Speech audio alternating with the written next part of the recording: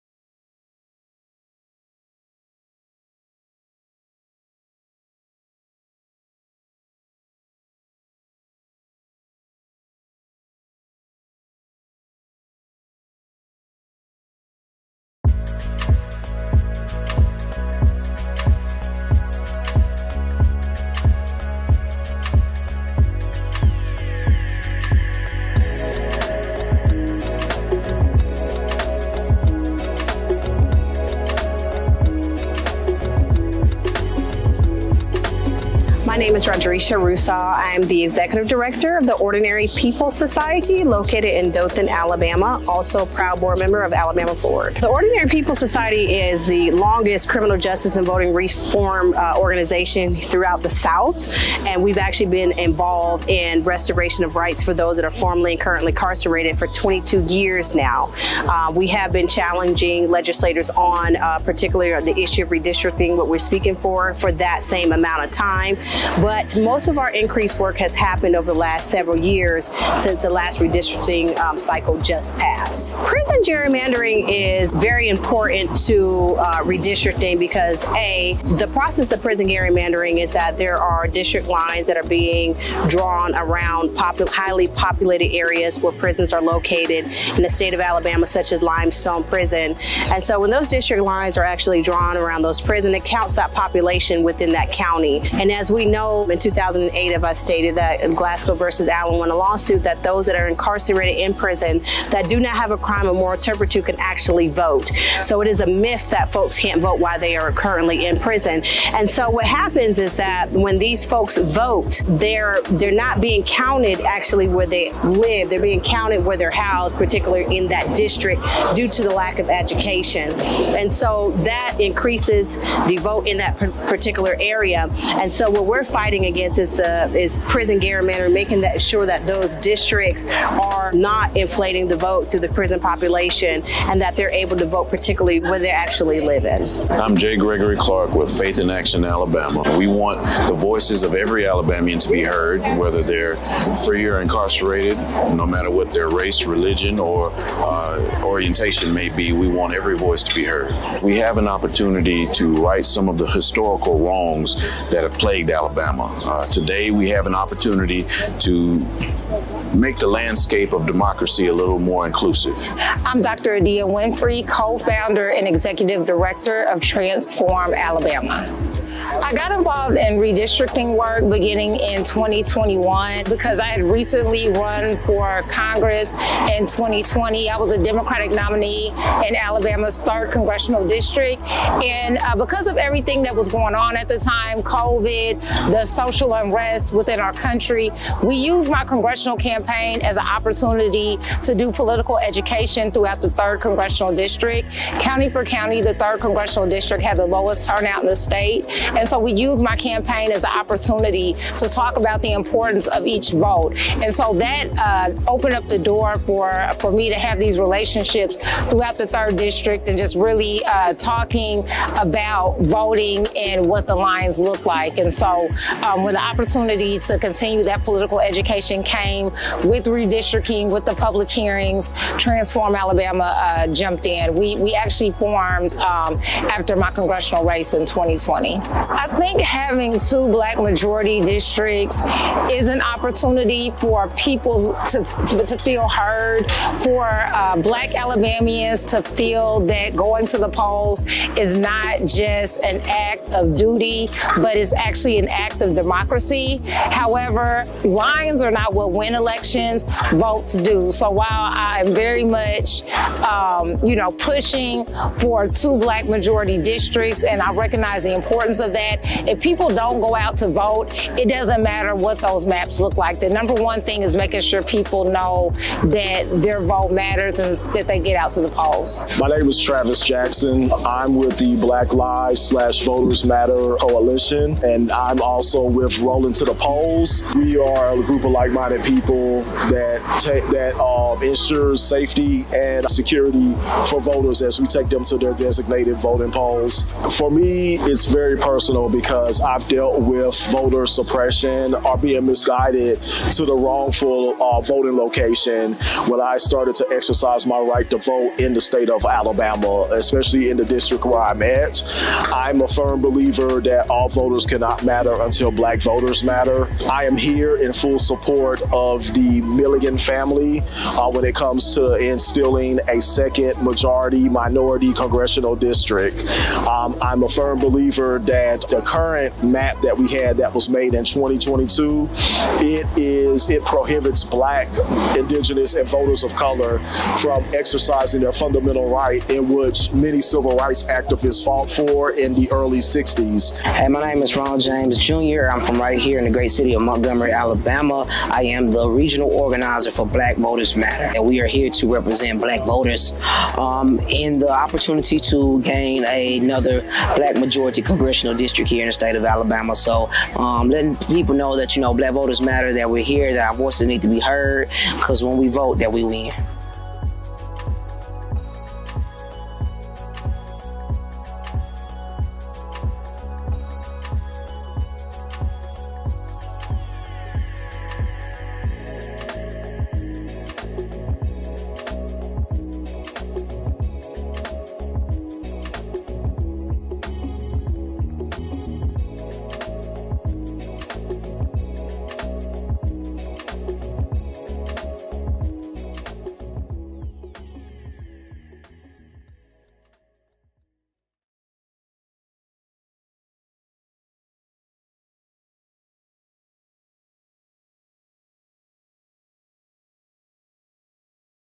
Democracy Under Attack. I will be your host this evening. My name is Anisha Hardy. I am the Executive Director for Alabama Values. This evening's episode is titled Time to Redraw the Lines. This event is made possible through a collaboration between the Groundwork Project and the Southern Leadership for Voter Education. So let's dive into why we are here this evening. On yesterday, June 27th, the Alabama legislature held their first reapportionment committee meeting and public hearing as a result of SCOTUS ruling in the Milligan case, where the courts have ordered Alabama's legislators to redraw Alabama's congressional map to include a second Black majority congressional district. So if you missed yesterday's hearing, don't worry, we got you covered. That is what this evening is all about. We will be unpacking details regarding the hearing, also re-airing certain clips and discussing the proposed maps. We are joined by Zephyr Scalzetti, the digital organizer for Alabama Values and Alabama Values Progress. And also Zephyr is the host of Alabama Values blog series, They Better Get These Lines Right, where he breaks down all things redistricting and voting rights. We'll also be joined by Kendra Love, Alabama Values and Alabama Values Progress senior media strategist and host of Frame It, a news blog giving the 411 on what's happening on Alabama's political scene, and Shalila Dowdy, who is the executive director for Stand Up Mobile and a plaintiff in the Milligan case. And we will also be joined by Jerome Dees, who is the policy director for the Southern Poverty Law Center and vice president for our sister org, Alabama Values Progress. So let's kick things off hearing from Shalila Dowdy. But before we I want to point out that on decision day, we got a chance to catch up with a few of the plaintiffs just to get their reaction around the ruling. And so before Shalila comes and shares with us, I would love to share her video reaction.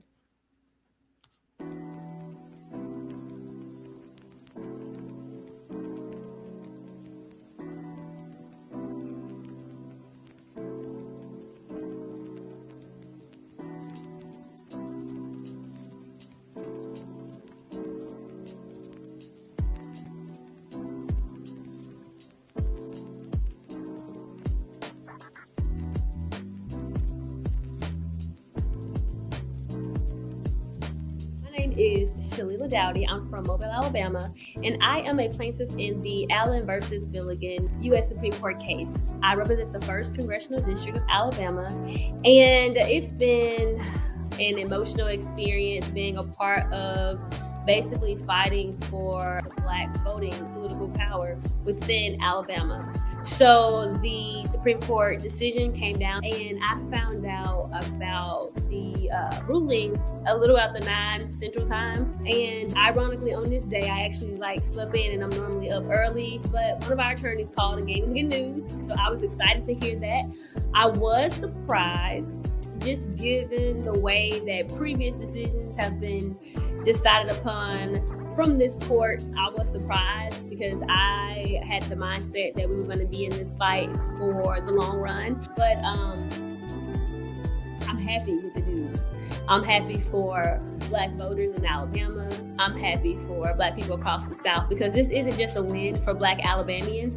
It's a win for Black people across the South. It's been centered basically on the fight for fair maps. We've had a lot of power on the line, and this is about fair and proper representation and about protecting democracy and what our nation truly stands for. So it's weird trying to describe how I feel, because we're still waiting on the maps to be drawn. There's still work to be due. There's still good trouble to get into. But right now, for today, I say congratulations to those in Alabama who've just been a part of this. It just hasn't been the plaintiff. There's been other entities sharing our story, the attorneys from the Legal Defense Fund. So it's been a team effort. It's great to see Alabama once again continuously leading the fight for voting rights, and knowing that this case will set precedents for other Black people across the South to achieve the fair maps that they deserve. So I think this is a great win for the state of Alabama. I don't want to say it's a once-in-a-lifetime win. It feels like that. That's what it feels like right now. But I want to have faith that the way that our Constitution is written And those who are being willing to stand up and advocate will continue. The fight will go on. And for today, we celebrate this win in the great state of Alabama.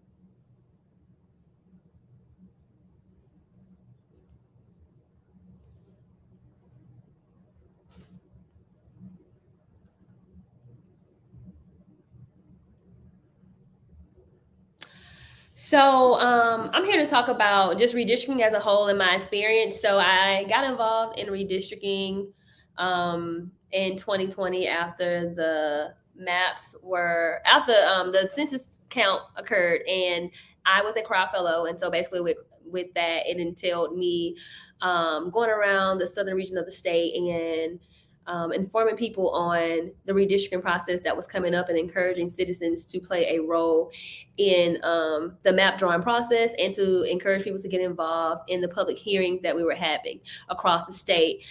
It was a known fact that, Alabama only had one majority minority district, and going into the redrawing of the maps, we made it our business to push the initiative of the importance of making sure that our state legislators heard our voice of making sure that a second majority Black district was drawn. I basically attended almost every hearing virtually, and then I attended the Mobile one in person. And there was only one common theme that you heard across the state, and that was please do not dilute the Black vote and draw a second majority Black district, where our state leaders basically ignored us, and the maps came out and they looked just about the same. And so we proceeded with litigation. I was asked to be a plaintiff on the case, originally Milligan versus Merrill. I decided to be a plaintiff because I knew my congressional district, the 1st congressional district, needed representation. And doing the work of redistricting in my area, there really wasn't many minorities, honestly, that was bringing awareness to the need to make sure our maps were fair. I saw a lot of people outside our community, honestly. When I say outside my community, outside the Black community, like the League of Women Voters and other entities. And so I chose to offer up my free time and commit to the cause of fighting for fair maps, and chose to be a plaintiff in the case. I think there really isn't a perfect time when it comes to fighting for what's right. So it's always the right time to do the right thing. And even if you don't know the outcome, you don't know if you're going to win, you don't know if you're going to be successful, I decided to be a plaintiff and fight for fair maps to know that I at least tried. There will never be a questioning of what if I would have used my voice or utilized my platform or stood up for those in my community. So we got the outcome that we desired. And the importance of the ruling of this case is that it's not just a win, as you saw in the previous video. It's not just a win for Black Alabamians. It is June 28th, and we've heard the news about Louisiana's maps being sent back to their lower courts, which will probably result in them having a second majority minority district as well. So this case sets the precedence for Black voting political power across the South to be gained, and so that Black people can go to the polls and just feel confident in knowing that they can elect someone who will go to DC and possibly consider our needs and what our community needs when it comes to fighting for fair maps and just the representation that we need. We have an issue in Alabama dealing with broadband, and we have a state leader who just was praising the fact that the rural areas were possibly getting broadband, but they voted against it. So we want to make sure we have the right people in the seats. And that's what these fair maps kind of go right back to, making sure that we're able to elect like-minded individuals who will fight on our behalf and those outside of our community as well. And so I'm excited to see where we are going with this. I'm excited to see other people excited, and it's just great to be a part of this fight. Thank you, Shalila. Thank you so much for being a part of this collective fight. I often say that every major shift that has happened, in our nation's history has come from the strength and will of ordinary, people doing extraordinary things, whether it's from the civil rights movement in the 60s to the grassroots movement of today, our democracy has always been upheld, or I guess fortified by the people.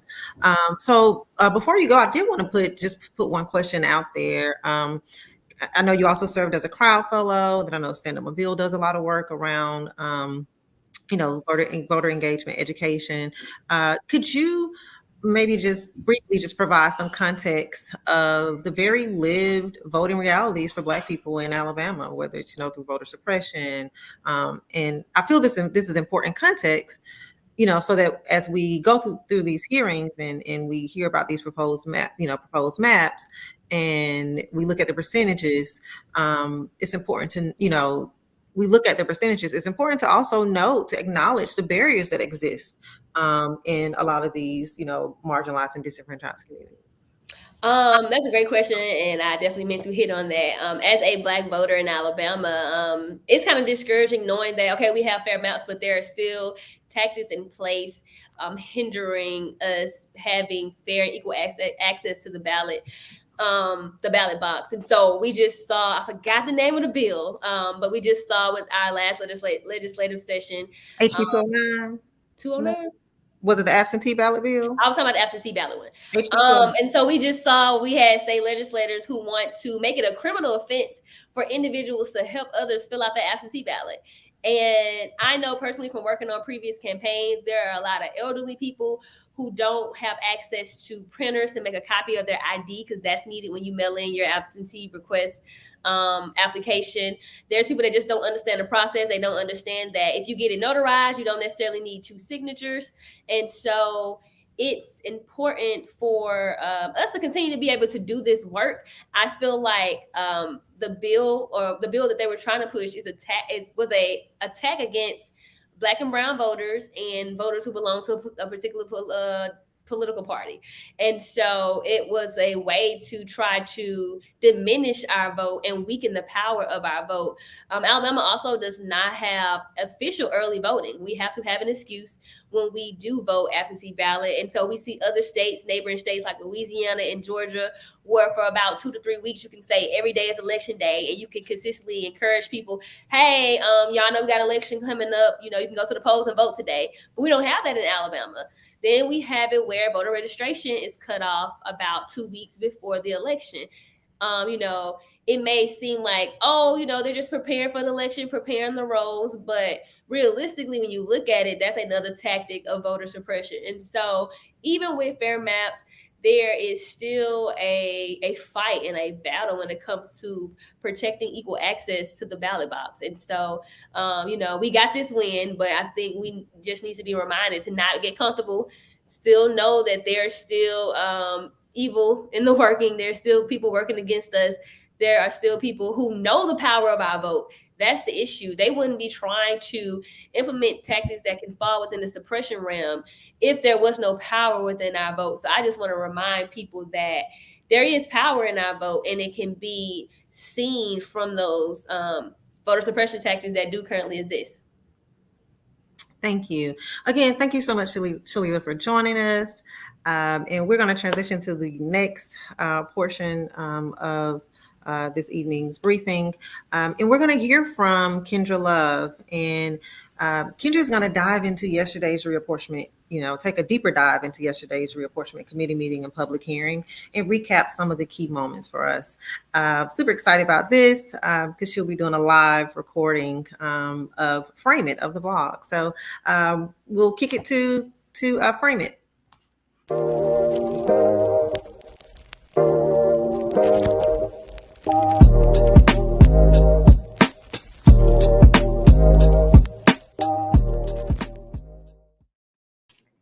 We welcome you to a live recording of Frame It, where we work to deliver facts, increase transparency, and demand accountability in Alabama's democratic processes. Frame It is brought to you by Alabama Values Progress, a media advocacy organization breaking the cycle of disinformation during the times where the truth is hard to find. On today's episode, we will discuss the good, the bad, and the ugly of the Reapportionment Committee's first public hearing in the state's court-ordered redrawing of Alabama's congressional maps that must include 2 Black majority districts. For background, the United States Supreme Court ruled in favor of Alabamians who sued the state legislature for violating Section 2 of the Voting Rights Act by packing Black voters into Congressional District 7 and cracking the remaining Black voters across Alabama's other 6 congressional districts. It's important to note that the 2020 census showed that the white Alabama population is declining and that Black Alabamians represent about 27% of Alabamians, but the congressional maps passed by the legislature in November 2021 only created 1 Black majority congressional district, which reflects only 14% of the congressional representation in the House of Representatives. Now, the state legislature has until July 21st to submit maps that create 2 majority-minority districts to the federal 3-judge panel.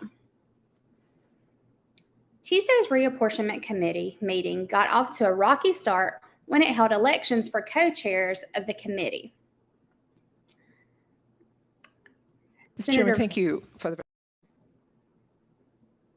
Senator Vivian Figures said she felt there should be a committee member from the minority party elected as co-chair of the committee, and Representative Laura Hall nominated Representative Chris England. The committee voted 14-7 to elect Representative Chris Pringle.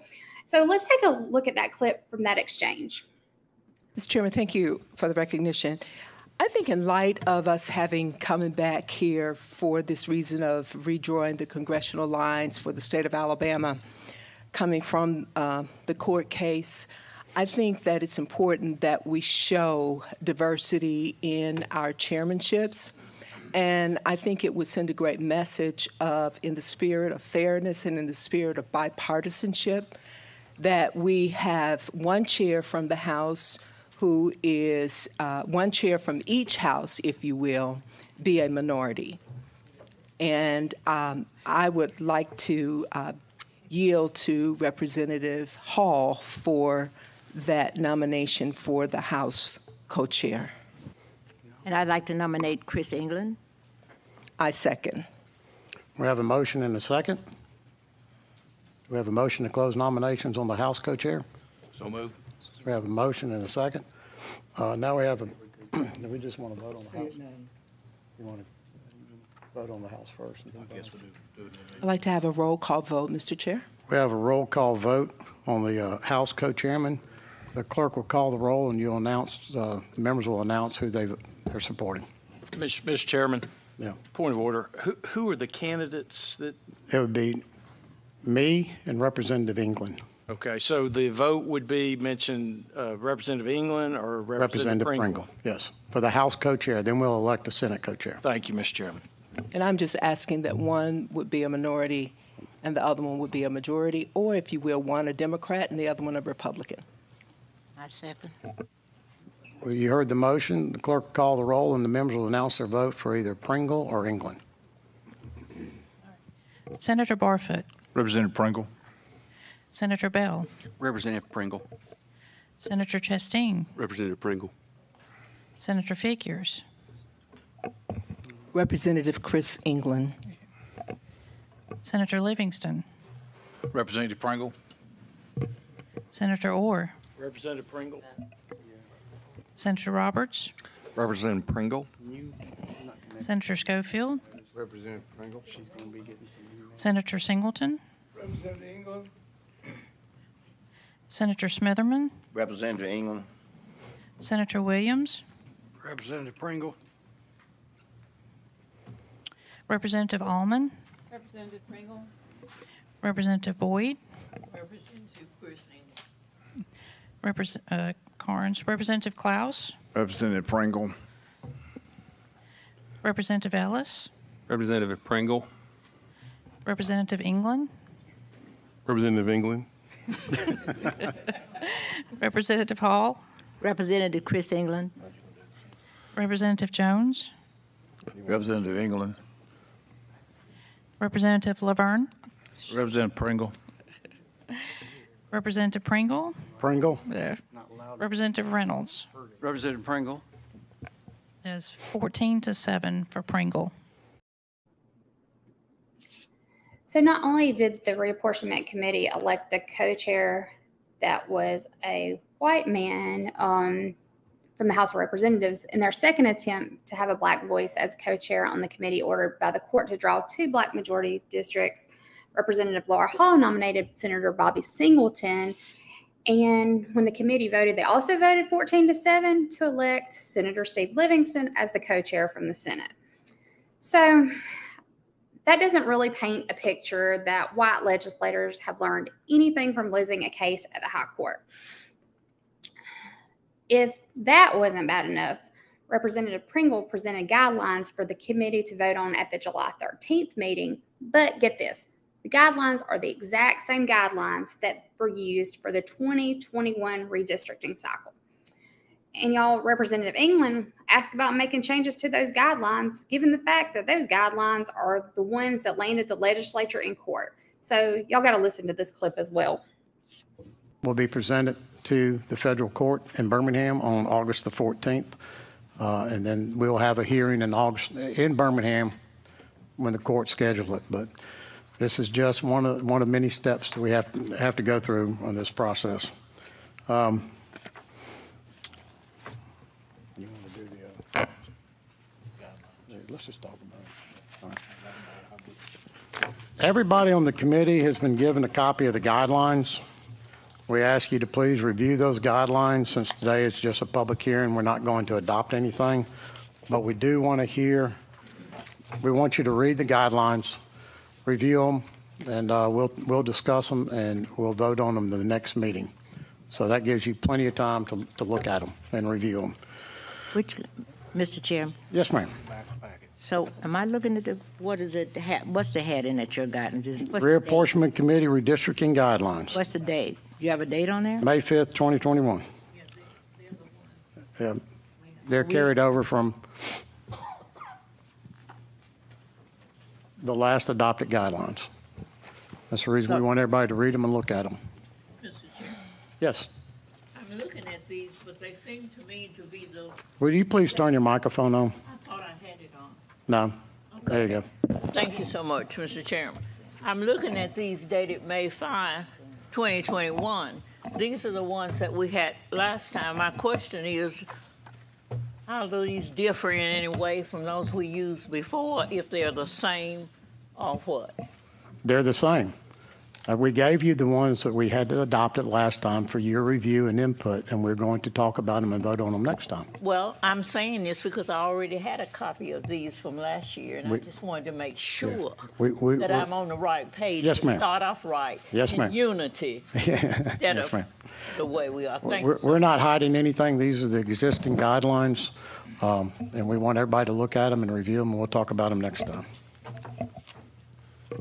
And Yes, sir. Well, I guess there'll be some sort of procedure that we'll adopt if we're offering amendments to these guidelines. We're going to have a meeting to discuss them, yes, sir, in the next meeting.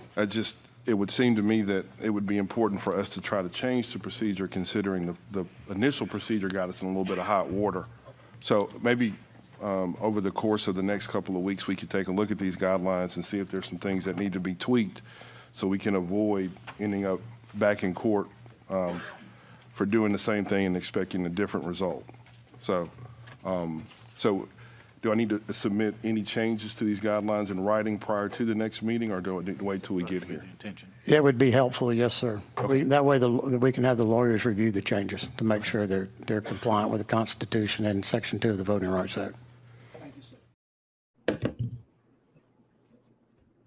Speaking of the attorney, the reapportionment committee has hired Dorman Walker once again to be the attorney/consultant in redistricting. Y'all, Walker has served in this capacity for the last few redistricting cycles, and all of which have landed the state in court, and they had to redraw remedial maps. During the 2021 public hearings, we challenged Walker about fairness and created fair districts, and his answer definitely explains his viewpoints on fairness. So let's take a look at that clip. We have a final comment from Kendra Majors.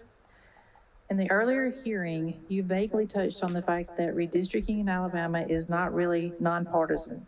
How does that work to guarantee fair districts and fair representation for all Alabamians, given that one party overwhelmingly controls the Alabama legislature currently? I'm not going to answer that question. Fairness is in the eyes of the holder, and I think that's where I'll leave it. No other questions or comments? Is anybody else in the auditorium who wants to speak? All right. There being no one else who wants to speak, thank you to everyone for participating either remotely or by coming to the auditorium. Your participation is important to the process. Thank you for Lurleen B. Wallace Community College for allowing us to have the hearing at your facility, and this hearing is now closed. Anyway, moving on, as that's a topic I can definitely go on and on about, but I want to get back to the public hearing that we had yesterday. At the beginning of the public hearing, Thurman Walker entered a letter submitted by the Milligan and Castor plaintiffs into the record outlining the map supported by the plaintiffs. And Representative England said that the plaintiffs in the case that got the legislature to redrawing were the Milligan and Castor plaintiffs and not the Singleton case. Pringle said that no one from the plaintiffs were in the room. But Letitia Jackson, who's a plaintiff, quickly let Pringle know that some of the plaintiffs were in the room. Senator Roger Smitherman said that this process is totally independent from the case and that they are there to remedy the maps. Let's see. The plaintiffs in the case spoke first after being invited to speak. First, we heard from Evan Milligan, who's the executive director of Alabama Ford and the lead plaintiff in the Allen v. Milligan case. And he said that their case was the one the Supreme Court ruled on in terms of hearing their argument in terms of the opportunity districts in Alabama. Without opportunity districts for Black voters in Alabama, you wouldn't have Black voters in Alabama having the ability to elect candidates of their choice, Milligan said. Milligan said the plaintiff's remedial plan keeps together the 18 counties that are the core of the Alabama Black Belt, and those counties are either in District 2 or District 7 of the maps proposed by the plaintiffs. Milligan said that the plan addresses the packing and cracking that the congressional map that was passed in 2021 had, and additionally, the map maintained the top portion of the map passed by the legislature in 2021. Letitia Jackson and Bernard Simulton also spoke. Simulton gave support to the map submitted by the plaintiffs, and Jackson read the letter the Milligan and Castor plaintiffs submitted to the reapportionment committee with their remedial plan. Travis Jackson of Montgomery, who is an Iraq war veteran and activist, said that he fought for the rights of all Americans. Black voters have always been the major factor for a much brighter democracy, he said. This is a proven fact throughout our American history. When it pertains to repairing human or civil rights, voting, healthcare, education, employment, housing, and hunger advocacy, Black voters were and have continued to become political superheroes within our economy. Dr. Adia Winfrey, executive director of Transform Alabama, said that her organization helped mobilize folks to public hearings in 2021. So we've been watching this case closely, she said. My concern is that we are less than 3 weeks out. We are already seeing how the plaintiffs are making a difference outside of Alabama. I implore you to put your politics aside and put the people of Alabama in the forefront. Ronald James Jr. of Black Voters Matter said that numbers don't lie. If we don't know our history, it will tend to repeat itself. Alabama has a history of ignoring federal mandates, he said. Make the maps equal and fair. The maps represented by the plaintiffs, the people of Alabama. We're not begging for anything. We're just asking for a fair shot. Don't split us up. Keep us together. When we all vote, we all win. Do what's right, and let's push Alabama forward. Another exchange that is worth noting is the exchange between Attorney Jim Blackshear and Representative England. Blackshear spoke on a map that the Singleton plaintiffs are supporting. Blackshear said the plan keeps all the Black Belt counties in one district minus Barber County and then puts Jefferson County in a single district. Blackshear said that Jefferson County is the one county that has demonstrated crossover voting to elect candidates supported by Black voters. So let's listen to the exchange between Blackshear and Representative England. Yeah, I'm not going to keep you long. I just want to make a very clear distinction. Your case, the case that you represent, it's still pending, correct? We represent the Singleton plaintiffs in a case that's still pending before the three-judge court and has not been, our constitutional claim against the 2021 plan has not yet been addressed, yes. All right, so you aren't a party to the case that we're here on, like what got us here, correct? No, we are consolidated. We are parties in the consolidated litigation, and we are parties to what remedy is adopted by the three-judge court. All right. Yes, sir. Mr. Walker asked you a question initially that said, or not asked a question, you a question, but asked the other presenters a question saying, whether or not you agreed with or were presented with the maps from the Milligan and Castor plaintiffs. Have you seen those maps? Yes. All right. Do you agree with those maps? I agree that those maps provide opportunity districts for Black voters, but I have my doubts about whether it could satisfy strict scrutiny under the Constitution because of the way it splits Mobile and Jefferson County along racial lines. All right, so the question is, you do not agree with the maps from the Castor or Milligan, the map that was presented from the Castor and Milligan plaintiffs, correct? It's not a question of whether I agree with it or not. I think it's a good map for the purpose for which it was drawn. I'm just saying that I don't believe that it's going to be able to pass strict scrutiny if it goes before the three-judge court for that decision. And you say satisfying the standard of strict scrutiny because why? Because it splits counties along racial lines to achieve a racial target of 50% plus one. But each map that you presented also does that. No. Well, I mean, because Tuscaloosa is split. Tuscaloosa is split, as are 5 other counties, in order to accomplish zero deviation. So in closing, let me put it in a frame for you. While the reapportionment committee was back to work this week, there is still a big need to keep a close eye on them. Taking into account Alabama's history of unfair maps and a white majority committee, an attorney with a long-standing reputation of drawing maps that are unconstitutional, our fight is far from over. But it's important to remember that we've come too far to stop the fight now. Let's keep working and remember there's power in the collective. See y'all at the State House on June 13th at 1:30 p.m. for the second public hearing. We'll need y'all to pull up and represent. Thank you for tuning in to this live episode of Frame It. I'm Kendra Love, and I'm signing off. Join us next time as we continue to discuss the good, the bad, and the ugly going on at the State House. You can catch future episodes by following us on social media and visiting us on the web. Thank you, Kendra. Thank you so much. One correction, July 13th. I know June 13th has already happened, but joining us at the State House. Yes, we can't go back in the past anyway, right? Unless you have a time machine. But no, July 13th at 1:30. I encourage everyone to come out.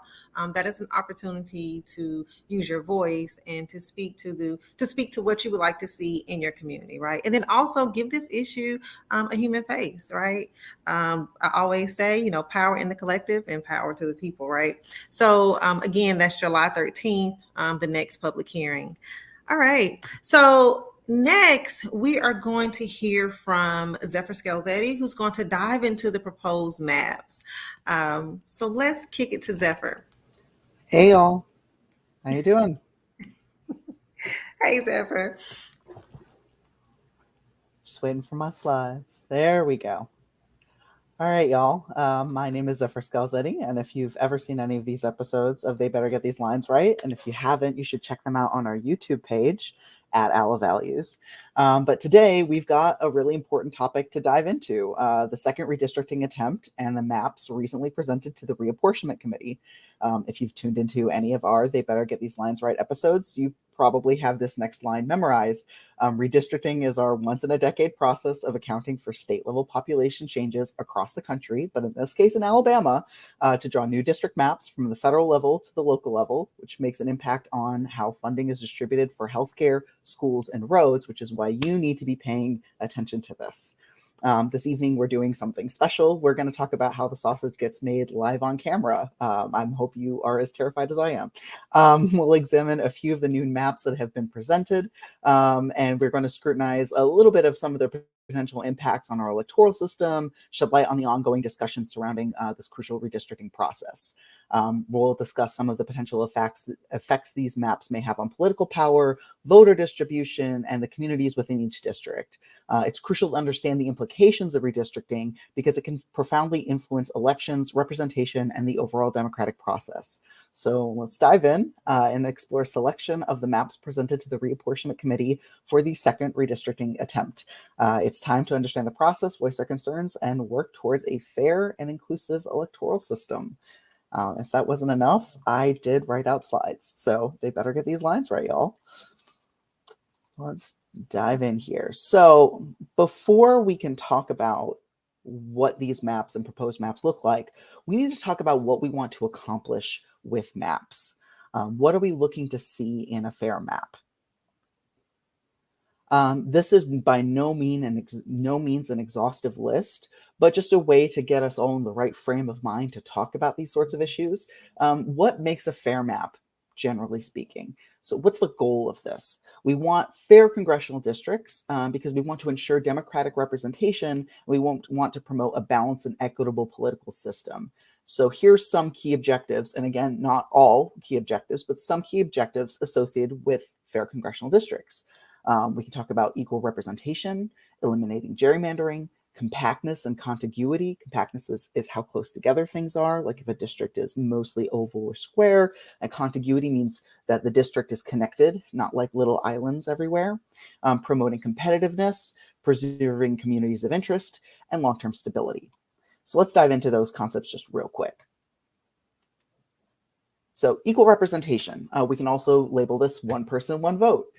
So fair congressional districts aim to ensure that each person's vote carries equal weight. So by creating districts with roughly equal populations, the goal is to prevent any particular group or community from being overrepresented or underrepresented in Congress. And this is a special thing that happens with congressional districts. We can actually, per Alabama's guidelines and rules around this, typically we can only deviate in each district by one person. So you're going to see these really big numbers like 717,700 and I cannot remember exactly what, but I think it's 794 and 17,799.95. So they're just changing by one number. When we talk about other districts, like in your local city council, those numbers can actually deviate by plus or minus 5%, but we're talking about a really small margin, just one person on the congressional map. So we want really exact representation here. Eliminating gerrymandering. Our maps got thrown out because they were racially gerrymandered. And so this is our second attempt and a chance to alleviate and bring equitable representation for Black voters in the state. So we saw, again, racial gerrymandering, which was an attempt to diminish and dilute the power of Black voters in our state. But there also can be things like partisan gerrymandering, putting voters of a particular party into a small number of districts, giving another party an unfair advantage, and diluting representation of certain groups. So fair districts aim to prevent partisan manipulation and also manipulation of other kinds like economic and others. We have a previous episode of They Better Get These Lines Right that dives into some of these different types of gerrymandering. So y'all should check that out if you want to learn more. Competitiveness. Competitiveness is how likely a district can be to flip. So competitive districts are considered between 45 and 55% in the range of like Democratic and Republican. So if you have a district that's outside of that benchmark, it's very unlikely that the district will flip to the opposite party. What a competitive district can do is that it encourages competitive elections. There aren't excessively safe seats for any particular party. Now, however, in Alabama, because there's such a high correlation of Black voters in the Democratic Party, there is also then again a high correlation between a safe Black majority minority district and a Democratic district. So competitiveness may not be a factor that we want to rate really highly here, but it is something to keep in mind that there are pros and cons to all of these things. And we should be also, looking at things as like, well, is it possible for greater voter engagement to increase accountability of elected officials because they know they have to really try for their seats? Something else that happens, particularly in Alabama, we have all of our districts. We have no competitive congressional districts. All of our districts are very, very safe seats, either very safe Republican or very safe Democratic seats. And what that means is that the primary elections become the real election. And that's a problem for voter engagement because most folks do not know when the Democratic primary election is. It's usually, I think, in May, and then everybody thinks of November as the real election. But by that point, your nominee for whatever party is likely going to be the winner of that district. So again, things that we should keep in mind as a balancing act between all of these things that make up a fair district in Alabama. Preserving communities of interest. This one is really important. So fair districts aim to respect and preserve communities of interest, whether that's geographical, cultural, racial, or ethnic communities that share common concerns or characteristics. For example, the Black Belt in Alabama.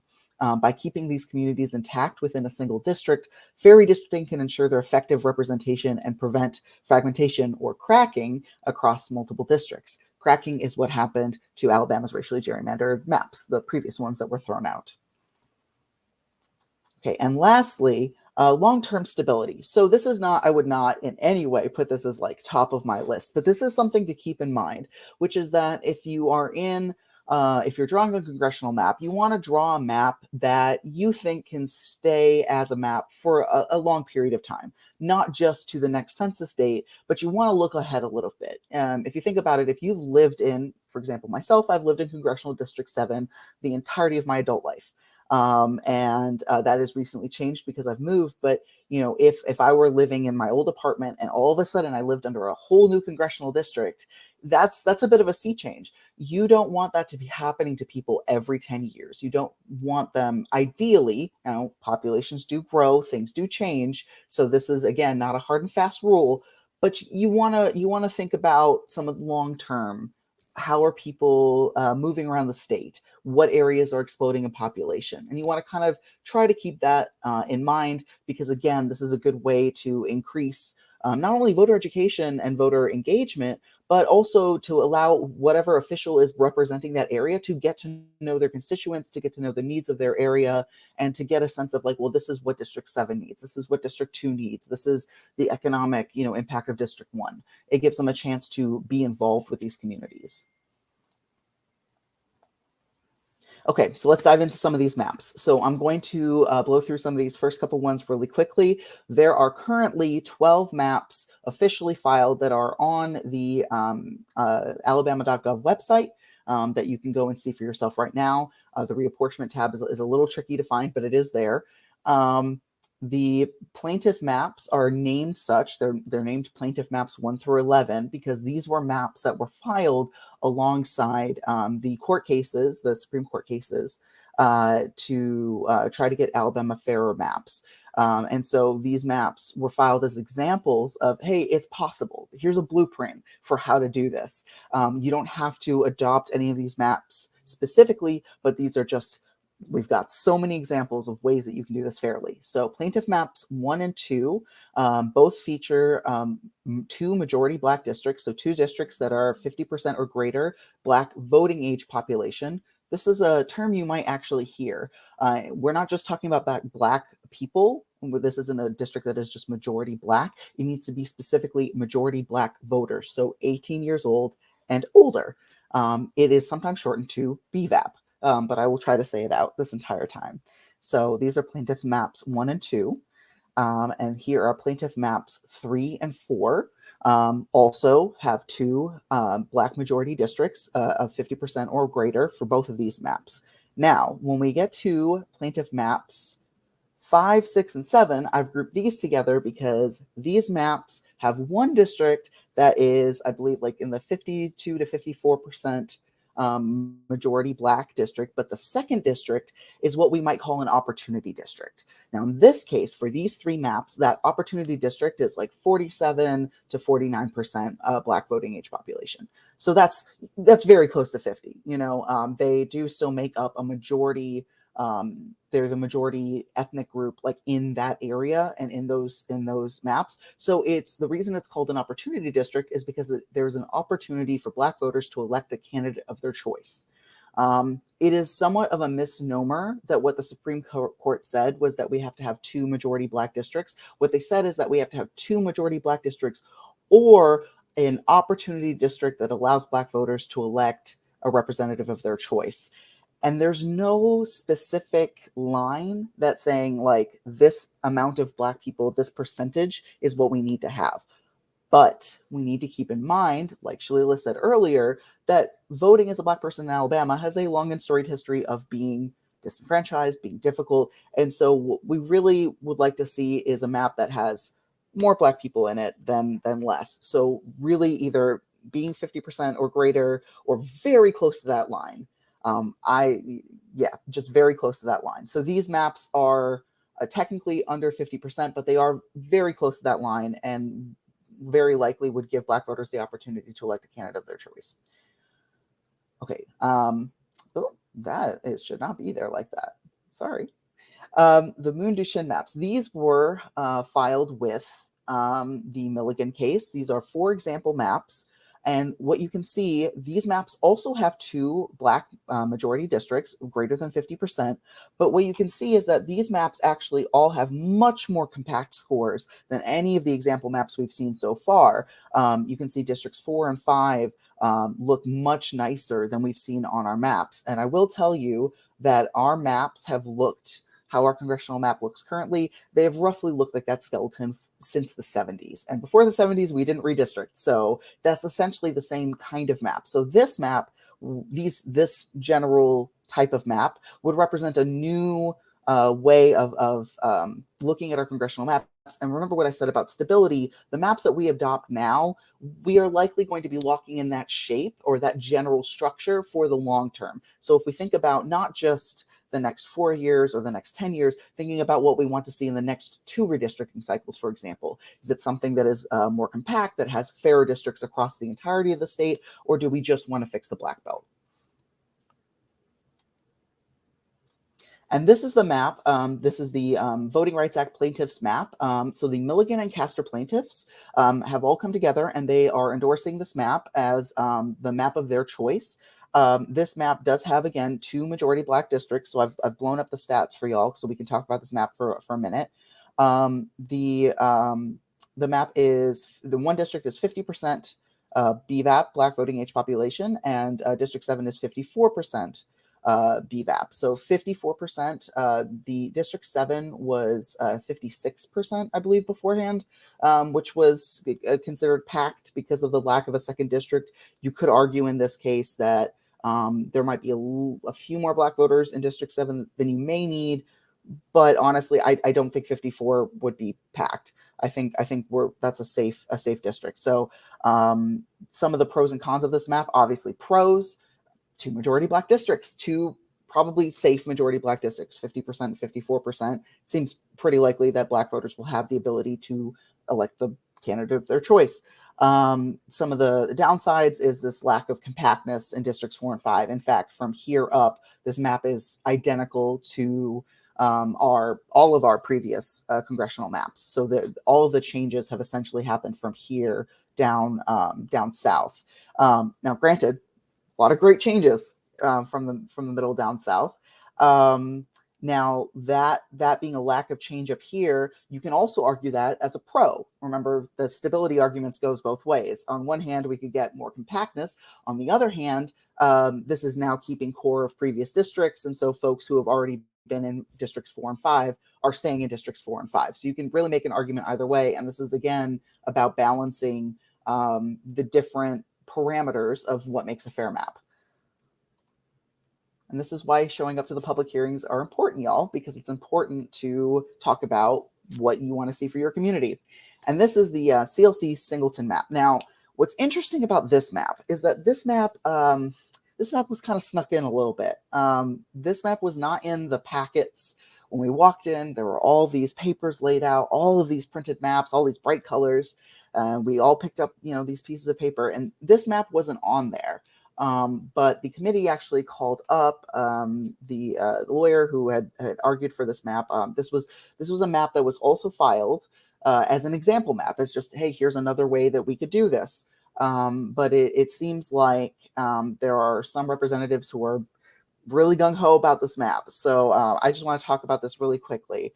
So this map, the plaintiff maps we saw earlier that had opportunity districts were high in the 40%. They were like 45, 46, 47. I think one is 49% Black voting age population.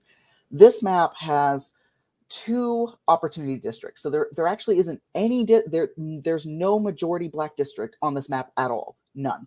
The highest Black majority population map on this map is district on this map is 49%. So we're not even getting over 50% on District 7. And then District 6 only has 39.6% Black voting age population. That's this Jefferson County map right here. And I will tell y'all, as a longtime resident of Jefferson County, when I first started the redistricting process, drawing a map like this, where Jefferson County made up its own district, was a personal high priority of mine. But it became very obvious very quickly that just doesn't make a good map. I mean, I'm very pro not splitting Jefferson County as well, but it's just not a good idea. And you can see exactly why in these statistics, having a second majority Black district or second district where Black voters get the opportunity district and only having it be 39% is really low. You're really depending on a lot of white crossover voting to allow them to elect candidates of their choice. And just because Black voters and Democrats run alongside each other, there's a high correlation, that doesn't mean that you can sub one for the other. You still should allow Black voters to choose their candidate of choice that may not actually line up with partisan lines. There's a lot of things about that. And obviously we can see, there's a lot of messiness in how the Black belt is split up. District 2 kind of then becomes this big C shape. So this is a map that I think is a great way to show some examples of how this can be done. But in terms of an actual map that we want to be splitting up resources in the state around, not my fave. Oh, I forgot that I wrote this out and said that it was, yeah. So what is an amicus brief? I'm sorry, y'all. I think I jumped right over this. They're briefs written by individuals or groups who are not directly involved in a legal case, but have expertise or insight to offer court to assist in making its decision. So in this case, these were filed not only by plaintiffs, but also by, in this case, Campaign Legal Center and other groups that were interested in saying, like, hey, the Milligan plaintiffs are right. There are multiple ways to draw these maps.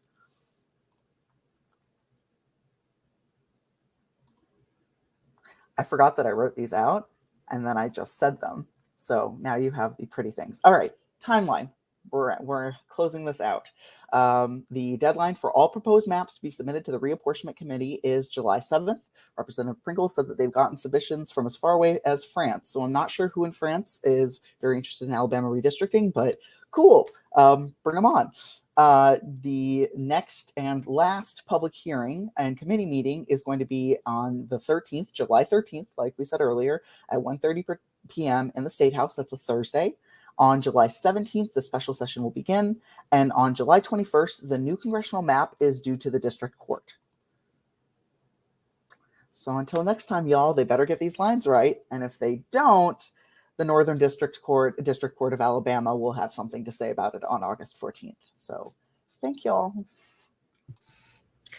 Thank you, Zephyr, for that detailed presentation. Thank you. I want to encourage folks, if you have questions, please put them in the comment section of whatever platform you are watching this on. We are approaching the end, but we're going to head over to our policy corner.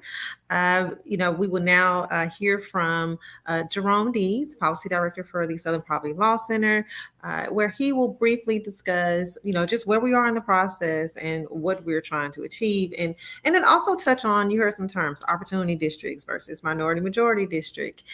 So Jerome, take it away. Good evening, everybody. Have the wonderful opportunity to follow behind kind of that wonderful presentation that you just heard. So it makes my job easier to just kind of recap very briefly and break down everything that you've just heard, and then kind of tie everything in a nice, neat little bow as we begin to wrap up. So again, as you heard, we are here as a result of litigation that was filed in the beginning of 2022 after a special session in November 2021 that required the drafting of maps for the purpose of redistricting for our upcoming elections. During that process, testimony was heard from the general public. There were statewide public hearings that were held at places like Lurleen B. Wallace Community College and elsewhere throughout the state, providing input of what the general citizens would like to see in their map. Unfortunately, the state legislature decided to completely disregard that and draw maps as they saw fit. Over a year and a half worth of litigation, first at the local district court level, where they were told that those maps were going to be unconstitutional, all the way up to the Supreme Court, which affirmed that lower court's decision saying that the maps were unconstitutional. Now brings us to where we are right now with the opportunity to draw these maps again in a way that allows truly reflective representation in the state of Alabama. So on Tuesday, we had the first public hearing where individuals again had the opportunity to give their testimony, talk about the communities that they live in, what the interests are in those particular communities. So that way, not only the legislature has that they can use to draw those maps, but importantly, so that it is now a part of the federal court record.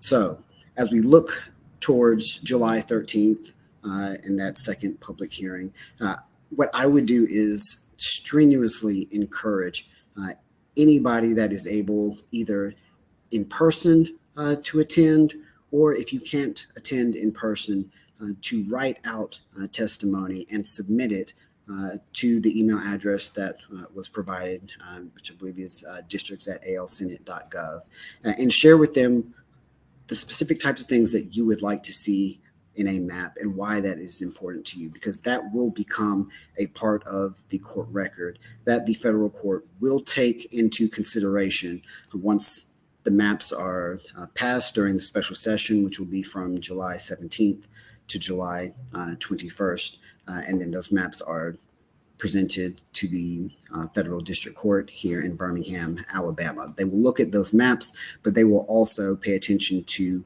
the full testimonial record, which includes hopefully your comments, your concerns, and your wishes. I want to talk briefly about some of the terms that Zephyr used in his presentation about the maps that you just saw. And some of those terms were opportunity district, Black voting age population, and majority minority districts. And that's particularly important because one of the things that the Supreme Court looked at as they were making their decision and ultimately determining that the map that the state legislature drew was unconstitutional is the concept of voter dilution, specifically voter dilution on the basis of race. And so when we take that into account, the idea that the state legislature engaged in a practice that knowingly and intentionally diluted the vote of African-American voters throughout the state, we understand the importance of why we focus on terms like Black voting age population as we determine the amount of individuals in a particular district and their ability to select a candidate and have that candidate have a realistic chance of winning based on those voters in that particular district. And so one of the things that the court looks at is, are you meeting some sort of kind of amorphous, unset, idealized threshold of Black voters of a voting age in a particular district? And generally, voting rights, legal scholars and academics look at kind of 50 as sort of that benchmark for a majority minority district. And so wherever possible, you would like to try and see 50% for there to be a true opportunity zone. Because particularly when you look at a state like Alabama, which has a long history of, and to throw out another academic term, racially polarized voting, which means that based on your race, you are more likely to vote or not vote for a particular type of candidate. So if you're a Black voter in Alabama, there is a particular type of candidate that you are 98% likely to vote on. That same candidate, if you are in a predominantly white district, you're only going to receive 15.4% of the vote. So when you see disparities like that between same candidates but different racial voting groups, that informs how the court determines whether or not a district is drawn as a true opportunity zone or whether it potentially violates Section 2 of the Voting Rights Act and dilutes the vote of voters of color in Alabama. And so as we move forward towards July 13th and ultimately special session, it's incredibly important that all of us speak up loudly to our state representatives and others engaging in the process and let them know that the only thing that we will settle for is 2 districts that truly do give voters of color the opportunity, the real, genuine, and legitimate opportunity to elect candidates of their choosing. And the only way to guarantee that is by having majority minority districts, districts where the Black voting age population, or BVAP, is above 50%. And so as we've seen, the remedial map that was presented by the Milligan and Castor plaintiffs during the first public hearing on Tuesday meets that criteria. It has 2 districts that have 50% Black voting age population, and it satisfies a lot of the other constitutional requirements, such as contiguity, meaning that the maps don't look super crazily gerrymandered, that there is some sense of continuity, that it's not a complete overhaul of the maps that we've historically been used to. So those are some of the things that the court will look at and that we as voters and Alabamians should be asking or really demanding of our legislature to honor our wishes. So those are some of the things that we'll be looking for over the coming days and weeks. We are in a very fast pace because this is an incredibly quick turnaround, but we'll open up for any questions that you all may have, and I look forward to seeing you all in Montgomery on July 13th.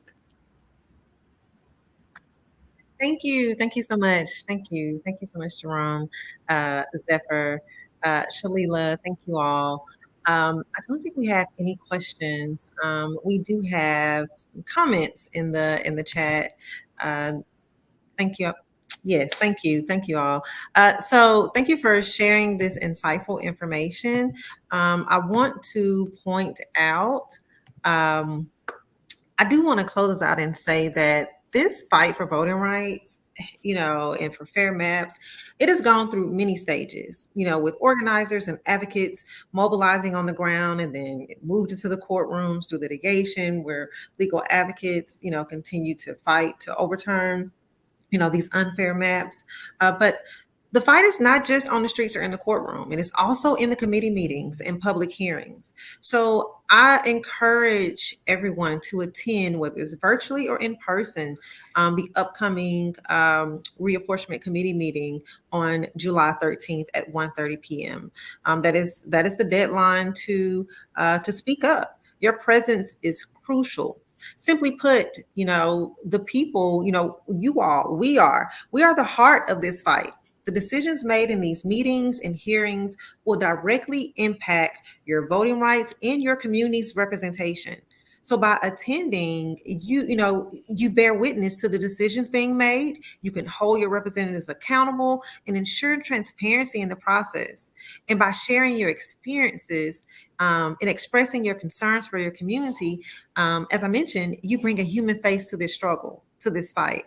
And you give a voice to your community, compelling those, empowered to acknowledge the very real realities that, voters are living in and that, your community is experiencing. And so your testimony can shape, the narrative and influence decisions and ensure that we can at least, sound the alarm and call for fairness and representation during that. Fairness and representation guides this reapportionment process.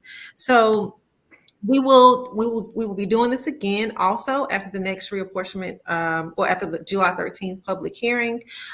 Please stay connected with us. Be sure to follow us on all social media platforms at ALA Values, and also sign up to receive e-news and text updates. And that's at bit.ly/session updates to stay informed with what's happening during this process. As Jerome mentioned, it is moving fast, y'all. So we're going to put in the work to make sure that you get plugged in and that you have the information that you need to advocate for fair maps in your communities. Thank you so much for joining us. And that's all.